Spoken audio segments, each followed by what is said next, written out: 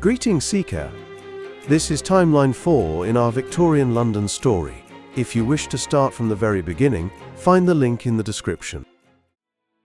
The cool, analytical clarity of the Crystal Palace still hummed in your mind, a stark counterpoint to the profound sense of purpose that settled upon you after your conversation with Arthur Edward Waite and Pamela Coleman Smith. Waite's offer of initiation into the Hermetic Order of the Goldendawn as a neophyte felt less like a choice and more like an inevitable step, the culmination of the mysterious journey that had brought you to Victorian London, the intricate riddles you had solved, the symbolic map you had navigated across the city, the very synchronicity of your arrival. It all pointed to this moment. This was not a frivolous undertaking. It was a commitment to the great work, to the pursuit of ancient wisdom. As evening approached, a fine, cool mist began to roll in from the Thames, clinging to the gas lamps and blurring the edges of the city.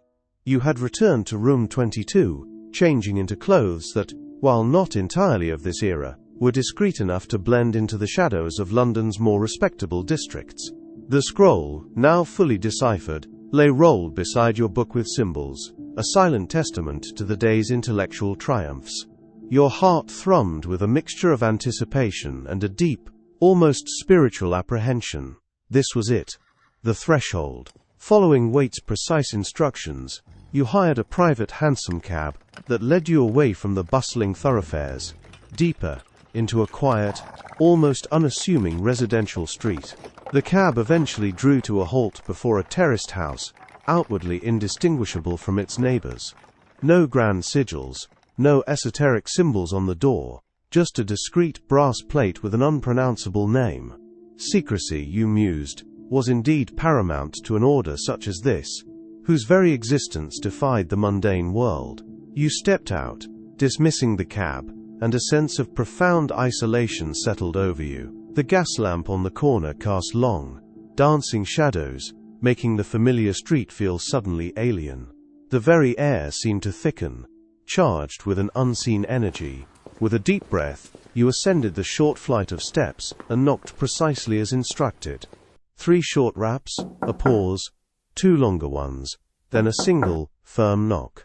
The door opened almost silently, revealing a tall, robed figure whose face was obscured by a hood. There was no greeting, only a silent gesture for you to enter. You stepped into a dimly lit antechamber, the air immediately warmer, thicker with the scent of a rich, unfamiliar incense, perhaps frankincense and myrrh. Another robed figure stood by a small table, on which rested a single flickering candle and a simple, dark cloth. "Welcome, Seeker," a low voice intoned, resonating with a quiet authority. It was Waite. He stepped forward, his face now visible, his scholarly eyes earnest but firm. "You have presented yourself at the threshold of the Hermetic Order of the Goldendawn. Before you may proceed, you must accept the initial veiling." He gestured to the dark cloth. The second robed figure, silent until now, approached and gently yet firmly tied the blindfold around your eyes. Darkness enveloped you, absolute and disorienting. Your other senses immediately heightened, almost painfully so. The scent of incense grew stronger, filling your nostrils with its heavy, cloying perfume. The muffled sounds of the street outside faded into an indistinct murmur, replaced by the internal thrumming of your own pulse. The very atmosphere felt charged, thick with a solemn, ancient energy. This symbolic act, you understood, represented the state of ignorance, the darkness from which the neophyte would step into light. "You now stand at the gates," Waite's voice continued, clear and resonant through the blindfold, seeming to come from directly in front of you. "What do you seek here?" "Light," you stated, your voice steady, though a tremor ran through you. "Knowledge, understanding of purpose."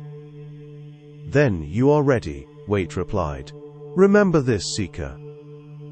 The path upon which you are about to embark is one of profound secrecy. What you witness, what you hear, what you learn within these walls, is sacred and must remain inviolable. The very existence of our order, and its vital work in guiding the hidden currents of the world, depends upon the absolute discretion of its members. You must never speak of its inner workings to the uninitiated, for to do so would not only break your sacred oath, but threaten the very fabric of our being. Do you vow to uphold this secrecy with your life? I do, you affirmed, the weight of the promise settling upon you, as heavy as the blindfold.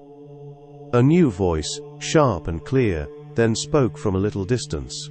Let the seeker be led into the temple. Strong yet gentle hands took your arms. You were guided forward, your footsteps tentative on a carpeted floor. The air shifted, becoming cooler, then warmer, as if passing through unseen portals.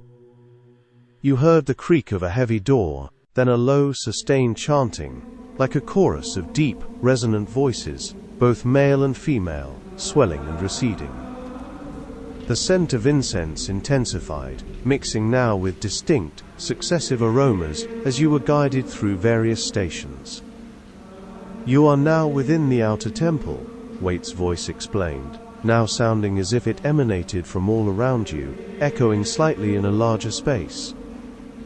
You stand upon the path between the pillars of mercy and severity, the very foundation of equilibrium. Your journey will take you through the elemental realms, for true understanding comes from balancing all forces within. You felt yourself being led in a slow, deliberate procession. Each step was taken with care, your heightened sense of touch discerning the subtle textures of the floor beneath your feet. First a rougher stone, then a smooth, polished surface. Then, you felt a distinct shift in the air. A sudden, intense warmth embraced you, as if you had stepped close to a roaring hearth. The scent that filled your nostrils was sharp and acrid, like sulfur or smoldering wood, a raw, almost volatile aroma. You could almost feel the crackling energy, a potent, transformative force, igniting something within you. This was fire, primal and consuming. A tremor ran through your core. As you were guided on, the warmth receded, replaced by a profound coolness. The air grew heavy, damp, and the scent of rich, fertile earth filled your senses. The aroma of damp soil, of moss, of deep, hidden roots. You felt an undeniable connection to the solid ground beneath your feet, a sense of grounding and stability, ancient and enduring. The quiet hum of the unseen temple seemed to deepen around you. Another subtle turn, and a sudden, invigorating breeze brushed against your face and hair, carrying with it a clean, fresh aroma, like distant ozone after a storm, or the crisp scent of mountain air. It felt purifying, expansive, as if your very mind was being cleared. This was air, light and ethereal, whispering of intellect and inspiration. You inhaled deeply, feeling your consciousness expand with it. Finally, you felt a distinct sensation of profound coolness and dampness, as if standing beside a still pool or a cascading waterfall. The scent was clean, pure, like fresh spring water or a misty morning. You could almost feel the gentle lapping of invisible currents around your ankles. This was water, deep and flowing, stirring your emotions, bringing a sense of fluidity and intuition. You recognized these elemental stations, recalling your own fourfold breathing exercise, a symbolic preparation for this very experience, a journey through the fundamental building blocks of existence. Each felt like a distinct energetic shift, a subtle charge in the air, resonating with your inner being. The chanting continued, building in intensity, then receding, a complex tapestry of sound that seemed to weave itself around you, guiding your spirit. You were guided to a central point, and a palpable shift in the energy indicated a significant transition. Here, seeker, Waite's voice resonated now directly before you. You stand before the veiled altar of the Order. It is the heart of our temple, the place where all energies converge, where the manifest and unmanifest meet. You have proven your senses, but now your will shall be tested. A series of questions followed, posed by different voices from around the altar. each imbued with a distinct authority, some deep and booming, others sharp and clear. "What is the first matter of the great work?" boomed a voice, echoing from behind the altar. "My own being," you thought, drawing on your studies. "My own chaotic, unrefined existence. The self, seeking transformation," you stated, your voice firm. "From what darkness do you seek to emerge?" asked a crisper voice from your left. "The darkness of ignorance, of not knowing my place, my purpose in this fractured time. From the darkness of unknowing and the illusions of the material world," you replied. "What is the ultimate purpose of knowledge?" a softer, yet penetrating voice inquired from your right. "To understand myself, to understand the universe, and to understand why I am here, to find my true path, even as a wanderer through time. To achieve gnosis, the direct knowledge of the divine, and to align one's will with the universal will," you answered, the words flowing with surprising ease. "You speak of purpose and of being displaced," Waite's voice interjected, a knowing tone in his voice. "Do you believe your presence here is an accident, or part of a grander design? And if the latter, to what end do you believe you have been called across the ages? My arrival must be for a reason. To understand the origins of Hermeticism, perhaps to play a part in its future, or to bring something back to my own time." Your mind raced, but you settled on a truth that felt resonant. "I believe my presence here is by design, not by chance. I seek to understand the threads that connect all knowledge, all time, all being. My purpose, I believe, is to experience and perhaps contribute to the great work, to uncover the hidden truths that span eras." "Your answers are true, seeker," Waite's voice boomed, full of satisfaction. "You have traversed the symbolic path from darkness to light. You have sought wisdom and shown courage. In the name of our greatly honored chief, S.L. MacGregor Mathers, and by the authority vested in me by the secret chiefs of the Third Order, I now declare you a neophyte of the Hermetic Order of the Golden Dawn." Hands reached forward and untied your blindfold. The sudden influx of light was dazzling, almost painful. You blinked, your eyes slowly adjusting. You were indeed in a temple, far grander and more ornate than you had imagined, far removed from the humble exterior of the terraced house. The room was expansive, with a high vaulted ceiling from which intricate chandeliers, burning with steady gaslight, hung like suspended stars. Elaborate, richly colored tapestries depicting esoteric symbols, Egyptian deities, Kabbalistic trees, astrological charts, adorned the walls, their vibrant hues glowing in the soft light. Massive, fluted golden pillars, some smooth and gleaming, others intricately carved with hieroglyphs, stood at strategic points, emanating a soft, inner glow. A large, ornate altar, veiled in dark blue velvet embroidered with silver stars and crescent moons, stood before you, bathed in the gentle light of numerous candles and gas lamps. The air still carried the potent scent of incense, mixed now with the fainter aroma of beeswax and polished wood. The craftsmanship was exquisite, a testament to the dedication and resources of the order.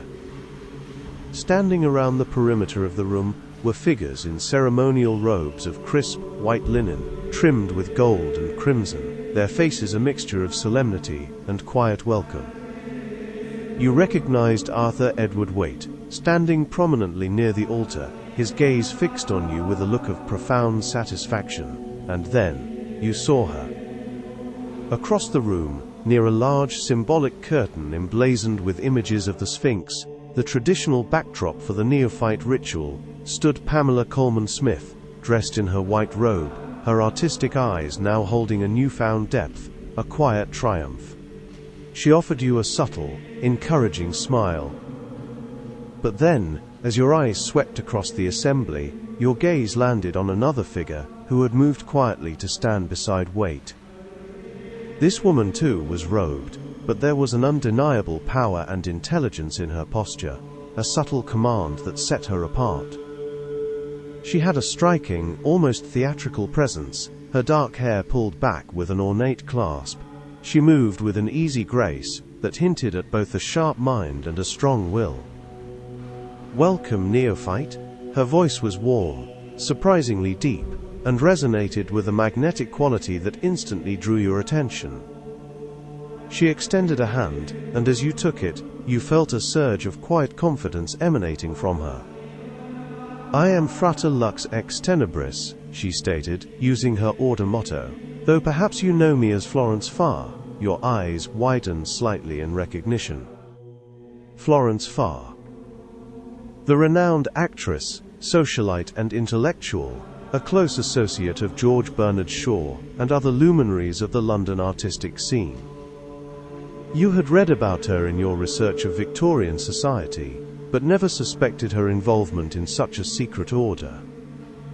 Her very presence here, her clear authority, revealed her true colors, not just a public figure, but a significant force within the occult world, a woman of deep esoteric knowledge and influence. Waite had indeed kept influential company. "Your dedication to the riddles was impressive," Florence continued, her gaze assessing, yet welcoming. "It takes a certain kind of mind to navigate the symbolic landscape. You have shown remarkable promise. The Golden Dawn is not merely a society for intellectual pursuits, neophyte. It is a force in the world, a subtle hand that guides the currents of change. We influence the arts, the sciences, even politics. The very fate of the empire, and indeed, the broader world, is often shaped by the unseen currents we set in motion. The understanding you gain here is not merely for personal illumination, but for the greater work. Our influence extends far beyond these walls, into the very fabric of London society." As she spoke, Waite presented you with a small circular silver pin, intricately engraved with the order's symbols, a rose cross within a hexagram. "This is your symbol, neophyte," he explained, "a token of your new status, a reminder of your oath, and your commitment to the great work." The pin felt surprisingly heavy in your palm, a tangible link to this new, secret world. Before Waite could continue, another figure, shrouded in a dark, heavy hood that completely obscured their face, seemed to glide forward from the deepest shadows at the edge of the assembly. Their movements were so fluid, so unnervingly silent, that the other robed members, though clearly present, seemed to subconsciously part to make way, yet without truly acknowledging their specific advance.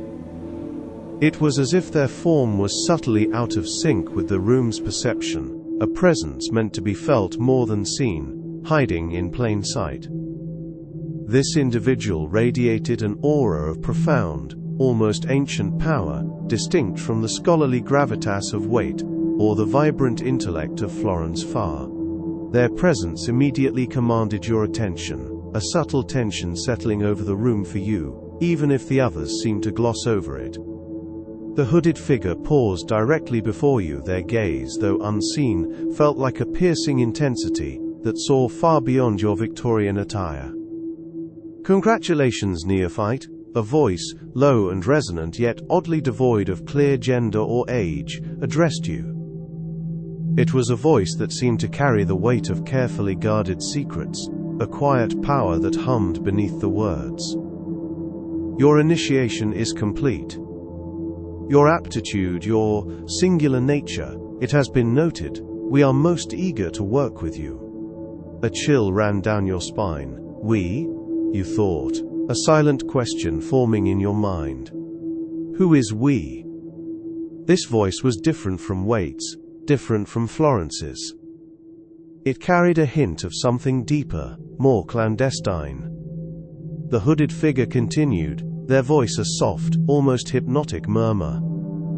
"Yes, we," the hooded figure affirmed, as if reading your very thoughts. "My organization has been tracking your trajectory through the currents of time, with considerable interest. We have been seeking an operative with your particular, unique skill set, your inherent gift for navigating the unseen currents.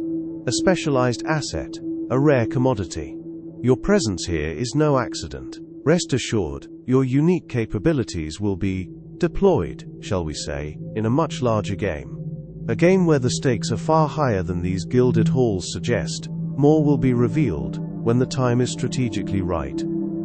The figure then gave a slight, almost imperceptible bow to wait, a gesture of respect that seemed more like a formality than true deference, yet one that also seemed to signify an independent authority.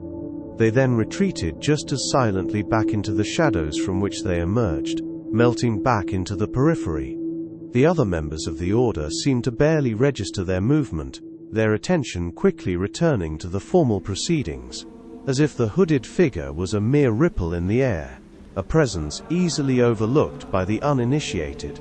This confirmed your suspicion. This was not just another member of the Golden Dawn, but a figure operating on an entirely different plane, subtly pulling strings unseen by most. His order. The phrase echoed in your mind. Was this simply a highly ranked member of the Golden Dawn referring to their own lodge? Or did his order imply something else entirely? A secret society within the Golden Dawn? Or perhaps an even older, more shadowy organization that merely used the Golden Dawn as a visible front, a recruiting ground for individuals like yourself? The thought was unsettling, hinting at layers of intrigue far beyond the structured hierarchy Waite had just described. Now that you have taken your oath and entered the outer order, Waite then added, his voice gaining a clear instructional tone, seemingly oblivious to the subtle tension that had just transpired. Understand that this is merely the first step. The Golden Dawn is structured in grades, a ladder of ascent towards greater wisdom and power. Beyond the neophyte grade, you will progress through various elemental grades: Zelator, Theoricus, Practicus, Philosophus, each correlating to a deeper understanding of the tree of life and the elemental forces, and culminating in the portal of the Adeptus Minor. Only then do the doors to the inner order truly open, where the profound mysteries are unveiled, and communion with the secret chiefs becomes a possibility. This inner order, known as the Second Order, allows for direct engagement with higher magical practices, exploring the deeper symbolism of the Kabbalah and the Enochian system, preparing the adept for even more profound experiences. It is a long, arduous journey, but one that promises ultimate enlightenment and mastery. You may find yourself guided by forces beyond mortal comprehension, perhaps the true Rosicrucian masters, who are said to oversee our order from higher planes of existence. Or perhaps, as you delve deeper, you will sense the influence of ancient Egyptian deities, echoes of Thoth himself, guiding your hand. The very essence of the Hermetic principle, passed down through millennia, may speak to you directly. Some even believe that the knowledge gained here can lead to communion with those legendary figures who shaped Hermetic history, drawing on ancestral powers, even the insights of those who once walked the paths of Atlantis. The atmosphere in the temple, once solemn, now buzzed with the quiet energy of shared purpose. You were here. You were truly a part of it. The path of disciplined seeking, of profound self-discovery, stretched before you, promising to unveil the deep truths of Hermeticism. The thought of potentially meeting the elusive secret chiefs, those ultimate guardians of the Order's wisdom, now felt within reach, a profound possibility if you continued this path. And now, neophyte, Waite's voice broke through your thoughts, his gaze inviting you to reflect.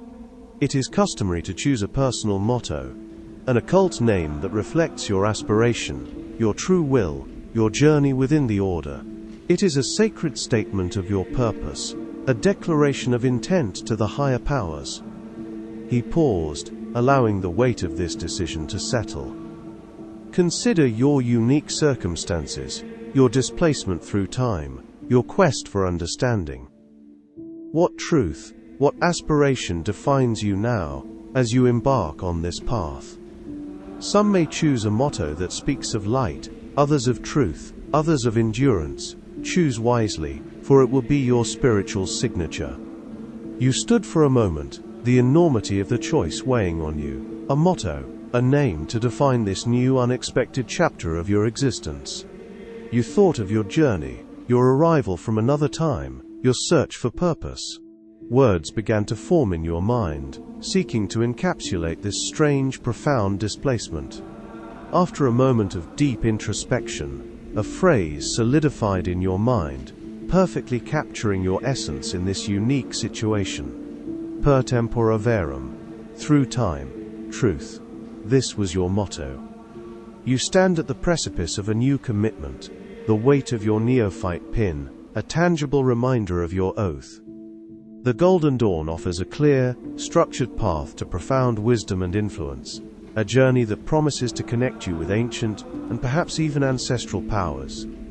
Yet, the whisper of the hooded man hints at an even broader, perhaps more personal journey, urging you to trust the unknown beyond any structured path of the Golden Dawn.